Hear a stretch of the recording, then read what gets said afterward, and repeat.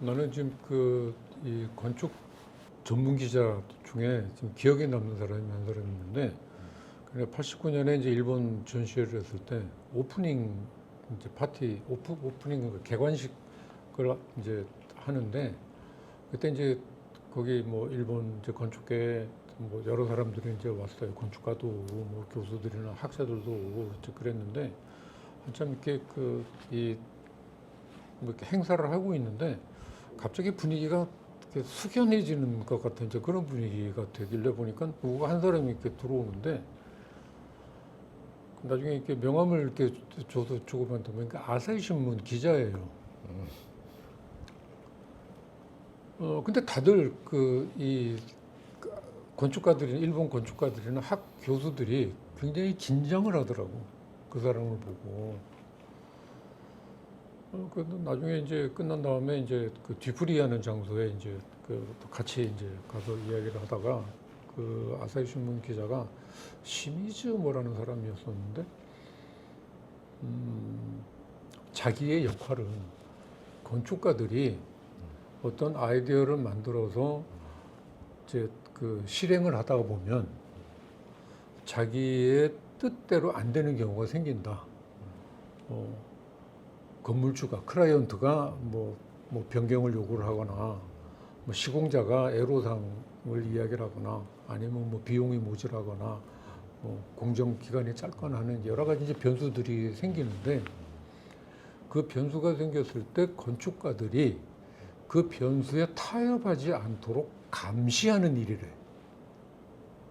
그게 감시를 해서 감시가 아니라 누군가가, 그러니까 그 건축가는 그냥 뭐 좋은 게 좋은 거지라는 식으로 해서 내 생각을 조금 이렇게 바꿔서라도 이제 어떻게든 해결하려고 하는 이제 그런 속성 같은 게 있잖아.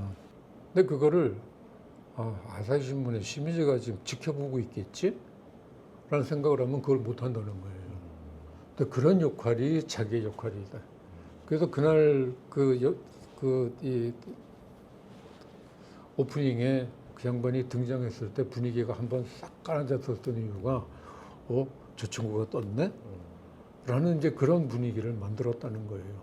나는 그게 언론이 행사해야 되는 권력이라고 생각을 해요. 함부로 허튼 짓 못하게 하는 누군가가 지켜보고 있으라고.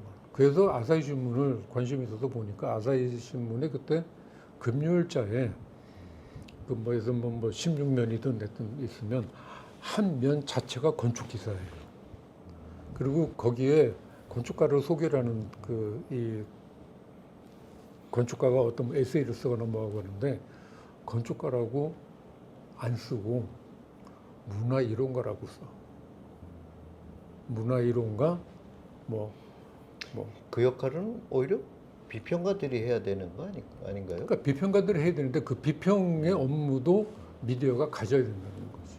그러니까 소위 우리의 그 미디어들이 뭐 건축에 대한 관점, 뭐 건설이냐, 뭐 건축이냐, 뭐 그런 거 차치하기 이전에 건축이라는 어떤 그 문화적 행위에 대해서 얼마만큼의 그 인식을 하고 있고 지식을 갖고 있고 어떤 그 방향 같은 것들을 설정하고 있는지에 대한 이야기를 좀 해볼 필요가 있을 것 같아요.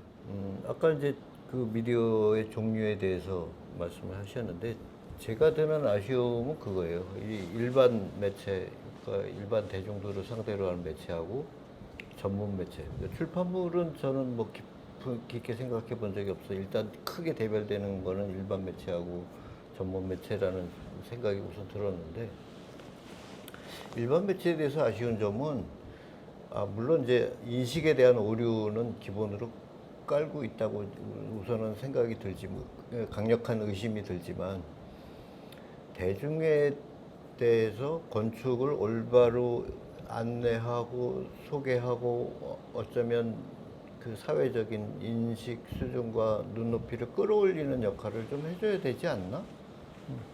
그런 데 대한 노력이 전혀 보이지 않는다는 점이 하나 있고, 거꾸로 전문 매체에서는 거의 대중들이 보질 않아요.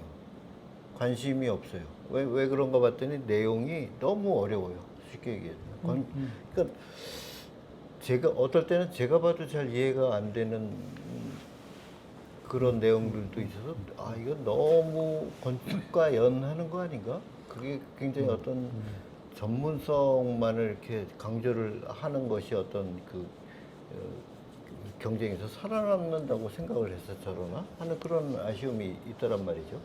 아니 그게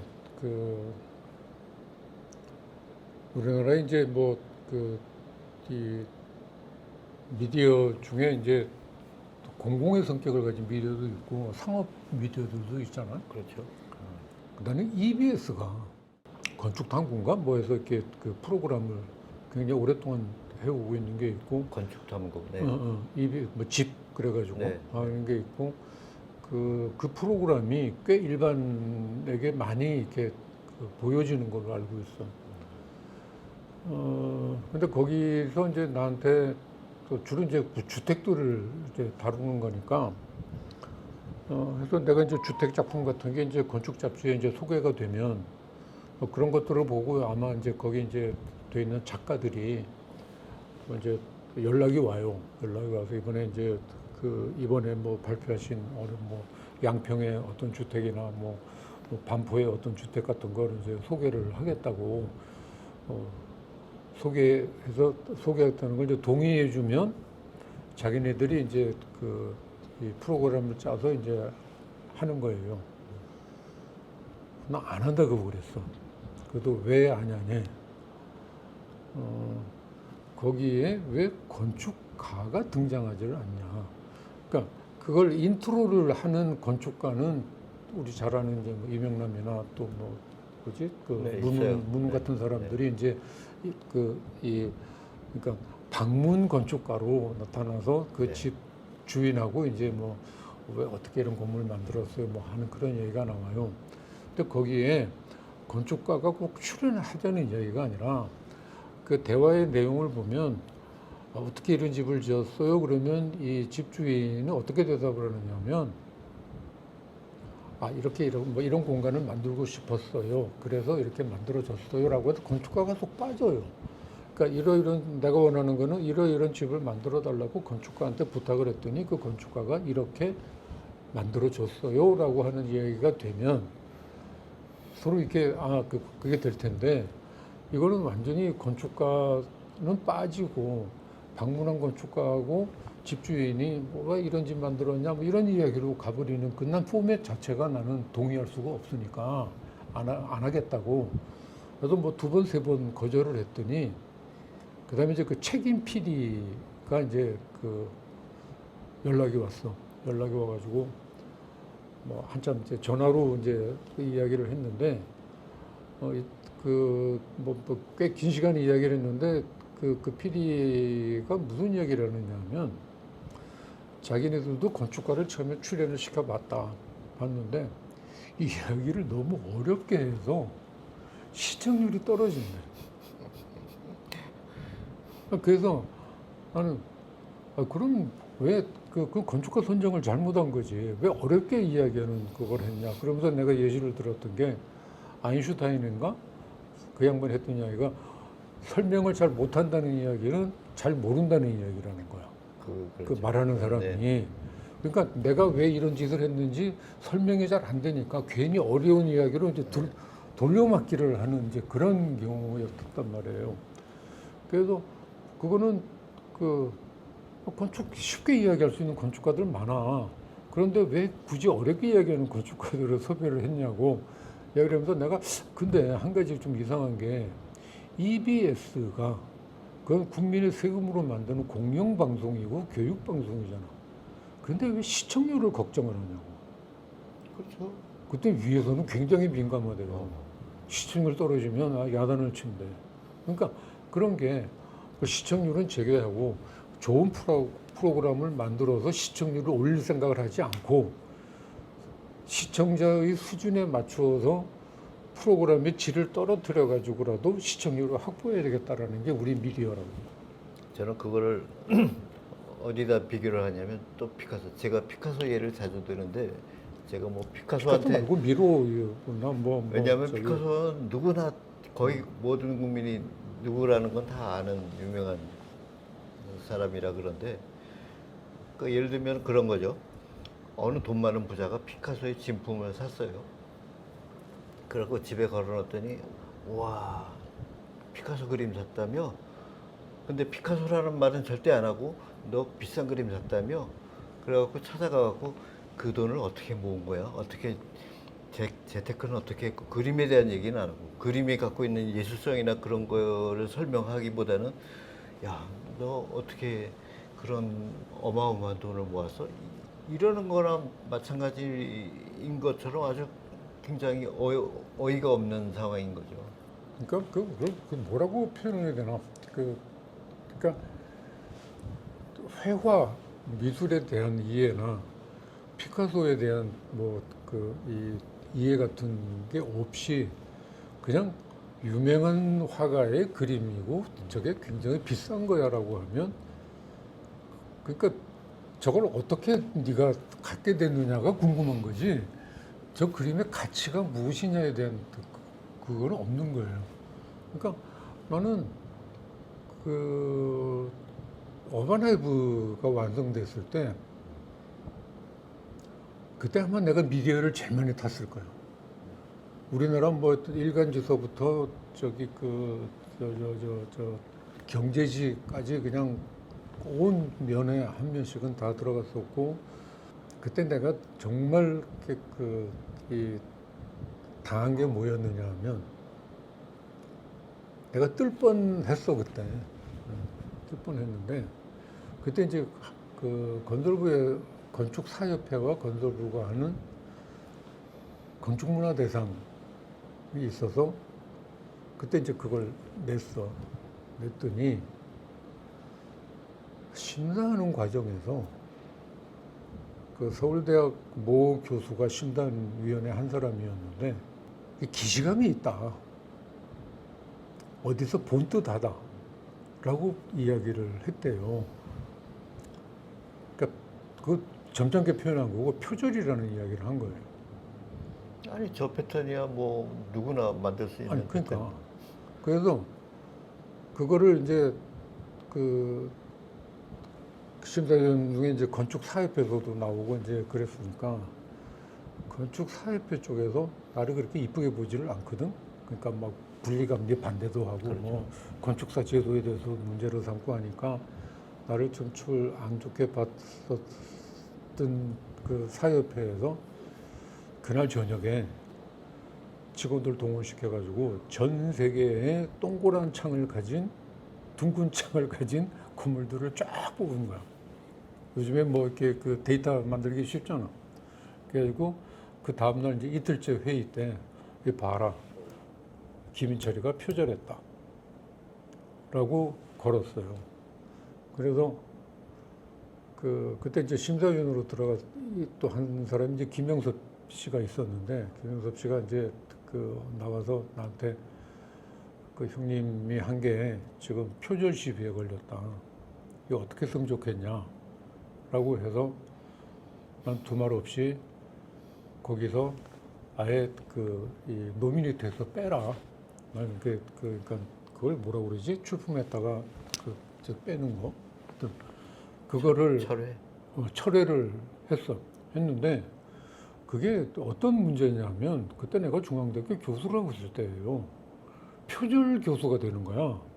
나는 완전히 그러니까 김인철을 매장시키려고 했었던 이제 그런 사건이었는데 그걸 같은 교수인 사람이 그런 지적을 하고 사협에서는 옳다구나 하고 막 이렇게 근거를 갖다 대면서 그걸 하니까 미디어들이 갑자기 조용해져 버렸어.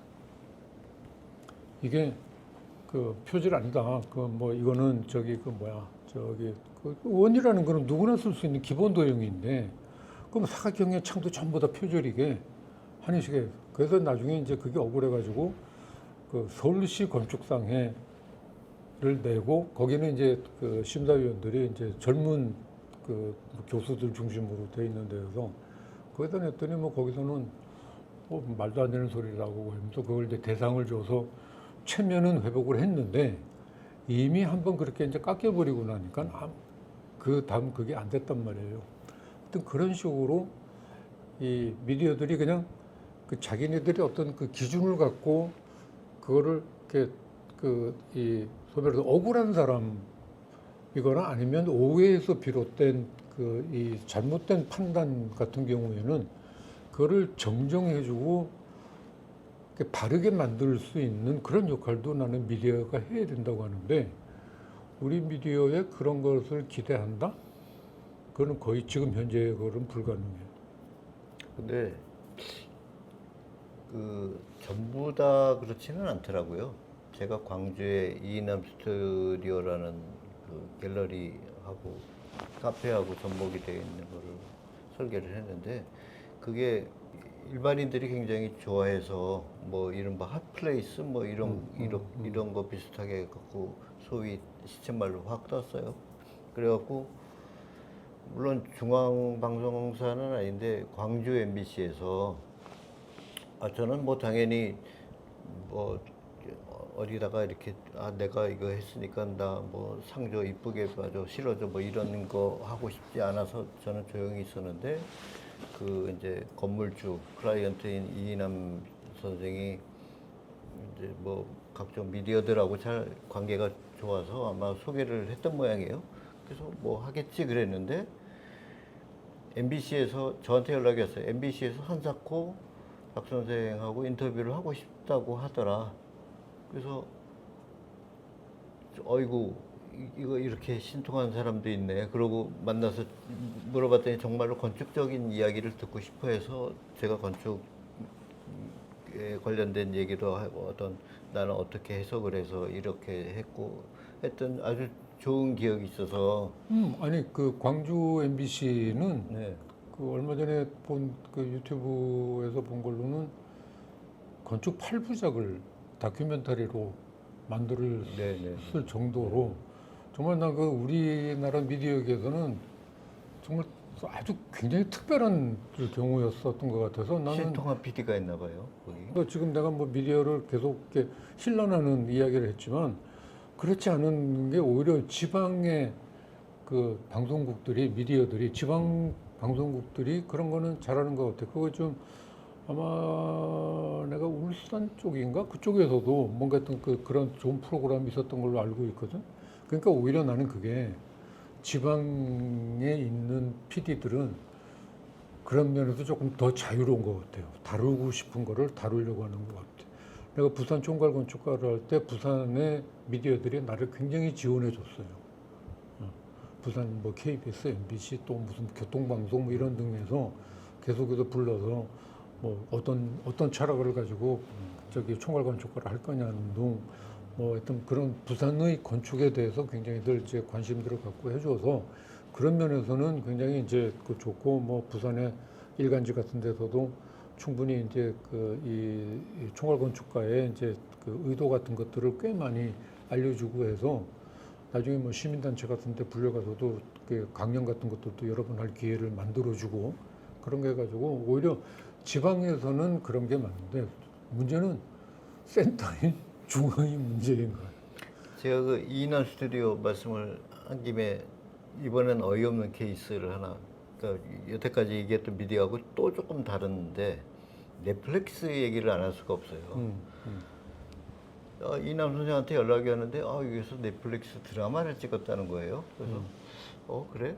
그러면 뭐 나한테도 뭐 연락이 오겠네? 소식이 없어요. 그래서 궁금해서 찾아보니까 이미 드라마 방영이 다 끝났어요. 그래서 어떻게 된 일이지? 하고 봤더니 정말 어이가 없는 게 저한테 뭐 여기서 당신이 설계한 여기서 찍겠다고 뭐 전화 한 통이라도 했으면 제가 뭐 말을 안 하겠는데 더군다나 그 드라마의 주인공 역할이 뭐냐면 건축가였어요. 더군다나 그 드라마 내용적으로 이게 주인공이 이렇게 어마어마한 건물을 설계를 해갖고 사람들을 막 초대해서 오프닝을 하는 그런 장면이 딱 나오는 거예요. 이게 한편으로는 너무 어이가 없고 그 미디어의 인식이 왜 저렇게 됐을까 하는 그 너무 안타깝고도 화가 나는 그런 상황도 또 한 번 겪었네요. 그러니까 그 CF 이야기하니까 또 드라마 이야기하니까 생각나는데 여기 미디어에 CF 단어 들어가야 돼. 커머셜 네. 상업 광고. 네, 네. 상업 광고의 대부분 배경에 건축이 등장하잖아. 근데 내 경우에는 그 런닝맨 유재석이 예, 나오는 예. 런닝맨을 웅진 실크백에서 찍었고 네. 그다음에 또 같은 거를 어반하이브를 배경으로도 찍었어요. 그런데 누가 한 뭐라는 이야기는 아예 이 커멘트 자체가 되지를 않아. 그리고 그 CF에서도 뭐 CF 때문에 이제 CF는 약간 상업성 있는 것들이니까 뭐 몇 건축가들이 자기 건물을 배경으로 찍었다 해서 뭐 소송을 하기도 하고 뭐 저작권 문제 때문에 그렇죠. 그 저작권 이야기는 또 나중에 또 네. 다른 한 꼭지가 될 수도 있지만 뭐 그런 걸로 그걸 해서 했는데 내 경우에는 어떤 내가 만든 주택에서 그 냉장고를 이렇게 선전하는 CF를 찍겠다. 그래서 이제 거기서는 그 CF 하는 그 기획사에서 이 저작료라고 해서 얼마를 줘서 굉장히 고맙게 받았는데 그 PD가 그 저작료라고 하면서 주면서 하는 이야기가 집주인한테는 이야기하지 말래요. 그 무슨 소리야? 그랬더니 집주인이 기분 나빠한대. 내 집인데 왜 건축가한테 저작권을 주느냐고. 근데 그건 저작권과 사용권에 대한 게 아직 우리도 이제 정리가 안 돼 있다고. 그게 사회적 오류죠. 네. 근데 그런 것 때문에 그건 저작권 이야기는 그것도 한 꼭지가 되겠네. 그건 그때 가서 이야기를 하면 되게 될 것 같고. 그러니까 내가 이렇게 자꾸만 이제 뭐 우리 경험 갖고 얘기할 수밖에 없는 한계가 있기는 해. 그렇긴 한데 그 네팔의 그 히말라야에 그 MBC에서 그 국제 무슨 원조 기금인가로 이제 그 FM 방송국을 하나 찍게 돼서 거기에 이제 재능 기부를 해달라고 요청이 와서 그 재능 기부를 하겠다 하는데 재능 기부의 조건이 뭐냐면 이 설계에서부터 완공까지 전 과정을 다큐멘터리로 만들어서 골든아워에 송출해라. 그런 조건이면 하겠다라고 했더니 우리가 방송국인데 왜 걱정을 하시냐고. 그렇게 해서 오케이 해가지고 이제 그러니까 현장 조사를 갈 때부터 카메라가 붙었어. 그래서 이제 가서 뭐 이것저것 내가 보는 장면이나 가서 어떤 이미지 스케치하는 거나 그런 걸 다 찍고 또 주민들하고 이제 이 설계 설명하는 거라든지 주민들 요구를 듣는 거라든가 아니면 그 무수당의 그 자연 환경들을 이제 내가 살펴보는 거라든가 그 유적 같은 것들 뭐 이렇게 답사하고 하는 것까지도 다 이제 카메라에 담고 그때 이제 공사가 시작했을 때 현장에다가 트리포드를 아예 그냥 고정을 시켜놓고 이제 또 사진을 이제 찍었단 말이에요. 찍었는데 우리 이제 그 담당 직원이 이제 현장에 상주를 했는데 이 친구한테 급하게 전화가 왔어요. 저 카메라가 철수를 한다는 거예요. 그래서 보니까 그때 나하고 다큐멘터리를 찍기로 했었던 이 책임자가 바뀌었어. 새로운 책임자가 일 진행상을 듣더니 거기 왜 카메라가 왜 6대나 가 있어? 다 철수시켜 해가지고 카메라가 철수가 되고. 아이고. 그래서 그때 이 다큐멘터리를 만들겠다고 MBC에서도 다큐멘터리 작가까지 현장에다 파견을 하고 있었는데 그 작가하고 우리 직원하고 이제 결혼까지 해. 그게 이제 중매도 서는 역할을 했었는데 나중에 그 MBC에서 다큐멘터리가 방영이 돼요. 방영이 되는데 어떤 내용으로 방영이 되느냐 하면 나는 그냥 잠깐씩 들르는 카메오처럼 등장을 하고 그 MBC의 이제 그 담당 직원이라든가 하는 그 사람들이 그 한국의 젊은이들이 네팔이라는 오지에 가서 이렇게 고생을 하고 이런 방송국을 지었다. 라는 그러니까 휴먼 다큐 같은 그런 걸로 방영이 돼버리고 끝나. 그래서 나중에 내가 그 방송에서 그 촬영했었던 PD한테 따로 연락을 해가지고 또 그거 복사판 나한테 하나 좀 보내달라. 왜 그러느냐? 내가 편집해서 내가 다큐 하나 만들려고 그런다. 해가지고 다큐를 만들고 내가 편집을 해서 그거 바람에 이제 이 영상 편집하는 것도 내가 배워서 했어. 하고 그걸 이제 책으로도 하나 써가지고 바람을 품은 돌집이라는 이제 책을 써서 책 출판 기념회를 할 때 그 영상을 틀었어요. 45분짜리인가 그래. 그 해가지고 이제 만들었었는데 또 그런 정도로 그러니까 그 새로운 그 국장은 앞에 자기 전임 국장이 그러니까 그 방송국도 순환보직이라는 걸 하더라고. 그래서 순환보직으로 바뀌었대. 그래서 그 바뀐 그 국장은 그 전임자한테 인수인계를 안 받은 거지. 인수인계를 해주지도 않았던 것 같기도 하고.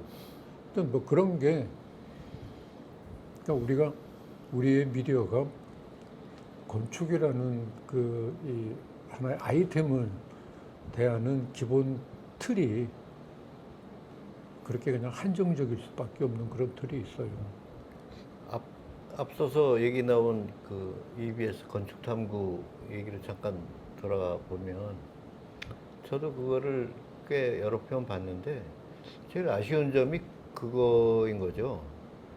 건축탐구라면서 건축적인 내용이 있는 건 아니고 건물주가 이런 걸 원했다. 클라이언트가 이런 걸 원했더니 그 건축가분이 애써서 이런 걸 만들어 주셨다. 그러니까 그게 뭐냐면 집을 만들어낸 주체가 클라이언트가 되는 거예요. 건물주가 되는 거예요. 건축가가 주체가 돼서 그걸 만들어내서 그래서 이게 정말 건축탐구라고 하면 건축적으로 이게 어떤 의미가 있고 어떤 거를 발휘해서 이런 공간을 만들어냈다라는 설명이 붙었어야 되는데 건축가가 등장을 뭐 어떤 이유에서든지 못하는 그런 시스템이라면 적어도 건축가가 누구라고 언급은 해줘야 되고 건축탐구라고 하면 건축적인 어떤 해설이 그거를 대중들이 잘 알 수 있는 언어로 한번 번역을 하는 한이 있어도 그걸 해줘야 그게 건축탐구라고 하는데 물론 건설적인 측면이 관심이 더 많을 수밖에 없는 거죠, 대중들한테는. 만약에 그렇다면 저는 극단적으로 건축탐구라는 그 프로그램 명칭을 바꿔야 된다. 건설탐구라고 하면 그건 내용적으로도 잘 맞고 아예 그 건축가에 대한 뭐 시시비비도 안 나올 거고.